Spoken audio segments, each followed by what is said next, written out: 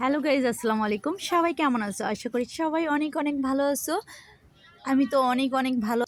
আবারও চলে আসলাম তোমাদের মাঝে একটা রান্নার ভিডিও নিয়ে। আজকে আমাদের রান্নাতে কি কি আয়োজন থাকছে তোমাদের সাথে শেয়ার করি। এই যে প্রথমেই আমি আলুটা সুন্দর করে ভেজে নিলাম মুরগির মাংস রান্না করার জন্য। আর এদিকে আমি মশলাগুলো সব বেটে রাখছি। সব মশলাগুলো এখন আমি কষিয়ে নিচ্ছি সুন্দর করে। মশলা যত কষিয়ে নিতে পারবা তত রান্নাটা অনেক সুন্দর হবে আর দারুণ খেতে হবে, মজাটা কিন্তু দ্বিগুণ বেড়ে যায়। তো এইখানে আমি সব মশলাগুলো অ্যাড করে সুন্দর করে একটু কষিয়ে নিলাম। কাঁচা গন্ধটা যত পর্যন্ত না যায় আমি ভালো করে মশলাটা কষিয়ে নিলাম। আর এখানে একটু পানি অ্যাড করে দিয়ে আবার একটু কিছুক্ষণ মশলাটা কষিয়ে নিব। তারপরে আমি এখানে মুরগির মাংসটা অ্যাড করে দিব। এই তো মুরগি মাংসটা আমি অ্যাড করে দিলাম। আর ভাগে একটু অফ ক্যামেরায় একটু নেড়ে নিচ্ছি, আমি তখন স্কিপটা নিতে পারিনি। আর এই দেখো আমার মাংসর কষানোর ফাইনাল